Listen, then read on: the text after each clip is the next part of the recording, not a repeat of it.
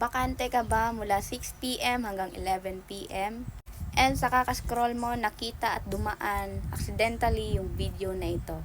By the way, my name is Taj Mahal. Isa po akong empleyado for 5 years. And at the age of 23, nakapag-resign na po tayo sa work at unti-unting nabago yung buhay natin dahil dito sa Online Business Academy.